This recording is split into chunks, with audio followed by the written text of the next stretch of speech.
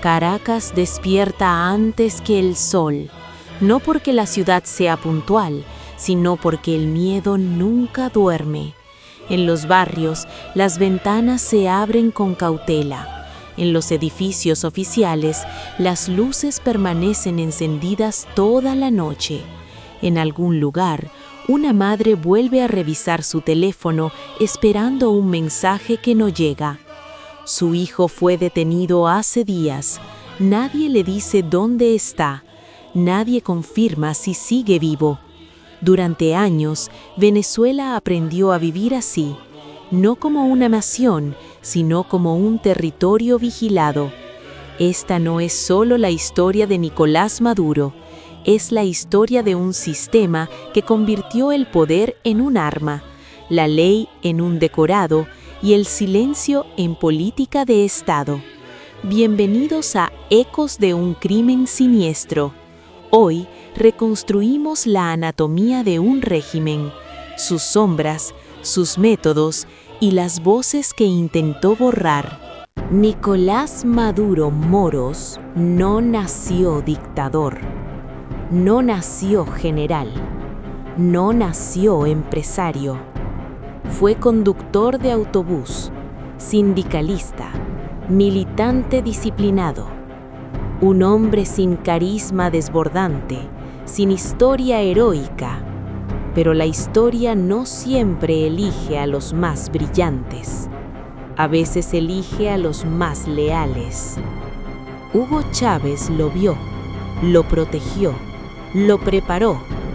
Cuando Chávez se enfermó, Maduro ya estaba cerca del centro del poder. Cuando Chávez murió, Maduro fue presentado como heredero natural, no por liderazgo propio, sino por continuidad, por obediencia, por promesa de fidelidad eterna al proyecto. En 2013, Maduro asumió la presidencia y con ella heredó un país profundamente dividido y un aparato estatal listo para ser usado. Los primeros años no parecían anunciar el desastre, pero algo empezó a cambiar silenciosamente. El Tribunal Supremo dejó de ser árbitro. El Consejo Electoral dejó de ser neutral. Las Fuerzas Armadas dejaron de ser institucionales. Todo empezó a responder a un solo centro. Las decisiones ya no se debatían, se ordenaban. Las críticas no se respondían, se castigaban. Periodistas comenzaron a autocensurarse. Jueces aprendieron a mirar hacia otro lado. Ciudadanos aprendieron a callar. Y cuando el miedo se normaliza, el abuso florece. La economía venezolana colapsó de manera brutal. Hiperinflación, escasez, desabastecimiento, hospitales sin insumos, escuelas vacías, salarios simbólicos. Pero el colapso no fue solo consecuencia de errores, también fue una herramienta. Cuando comer se vuelve prioridad, protestar se vuelve lujo. Cuando sobrevivir ocupa todo el día, la política desaparece. Millones emigraron, otros millones se quedaron atrapados. Y el Estado aprendió algo peligroso. Un pueblo exhausto es un pueblo controlable. Cada protesta era una amenaza, cada consigna un acto subversivo, cada reunión una conspiración potencial. Las calles se llenaron de uniformes. Los cuerpos de seguridad multiplicaron sus funciones y aparecieron figuras nuevas, los colectivos armados. Hombres encapuchados, motos sin placas, armas largas. No eran policía, no eran ejército, pero actuaban con permiso. Entraban a barrios, disolvían protestas, amenazaban líderes comunitarios, marcaban casas. El mensaje era claro: El Estado puede no detenerte, pero alguien lo hará. No siempre hacía falta matar. A veces bastaba con borrar. Personas detenidas sin orden judicial. Familias recorriendo comisarías. Autoridades negando información. Aquí no está. No figura en el sistema. No sabemos. Días, semanas, meses. Algunos reaparecían golpeados, quebrados, en silencio. Otros nunca regresaron. Las organizaciones de derechos humanos comenzaron a hablar de desapariciones forzadas, no como hechos aislados, sino como patrón. El objetivo no era solo castigar, era advertir. Ex detenidos describieron lugares sin ventanas, celdas frías, interrogatorios interminables, golpes, asfixia, amenazas a familiares, privación del sueño. No eran rumores, eran testimonios coincidentes. Algunos centros se volvieron nombres temidos.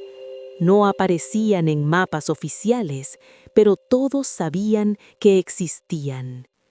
Allí la ley no entraba, solo el poder. Las emisoras cerraron, los canales cambiaron de dueños, los portales fueron bloqueados. Internet se volvió inestable, estratégicamente. Decir demasiado era peligroso. Publicar algo incómodo era arriesgarse. Periodistas fueron detenidos, cámaras confiscadas, material borrado. La realidad comenzó a fragmentarse. Cada quien sabía algo, pero nadie podía decirlo todo. Las elecciones seguían existiendo. Urnas, campañas, discursos. Pero la competencia era desigual. Candidatos inhabilitados, partidos intervenidos, observadores limitados. Cada proceso electoral aumentaba la tensión. Cada resultado profundizaba la desconfianza. Para una parte del país ya no había democracia, solo ritual. Las denuncias cruzaron fronteras, informes de organismos internacionales, sanciones, declaraciones. El nombre de Maduro empezó a aparecer junto a palabras graves: represión, crímenes de lesa humanidad, autoritarismo. El gobierno respondió con una narrativa única.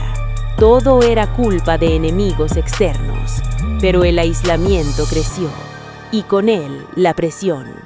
Maduro hablaba de resistencia, de soberanía, de enemigos invisibles, pero mientras tanto, el país se vaciaba, las familias se separaban, las heridas se acumulaban. El poder seguía, pero cada vez más solo. Todo régimen parece eterno hasta que deja de serlo. Las fisuras comenzaron dentro, lealtades compradas, silencios incómodos. La historia demuestra que ningún sistema basado únicamente en el miedo es estable para siempre. Hoy Venezuela sigue buscando respuestas, sigue contando ausentes, sigue exigiendo verdad. La figura de Nicolás Maduro ya no se analiza solo como líder político, sino como símbolo de una época oscura. Una época donde el Estado se confundió con el crimen, donde desaparecer personas fue método, donde callar fue sobrevivir. El poder puede caer, los cargos pueden terminar, los nombres pueden cambiar, pero los ecos permanecen. Cada desaparecido es una pregunta abierta, cada familia una herida viva, cada silencio impuesto una deuda histórica. Esto fue Maduro, el estado de la sombra, una crónica de poder, miedo y resistencia. Porque aunque intenten borrar la historia, siempre quedarán ecos.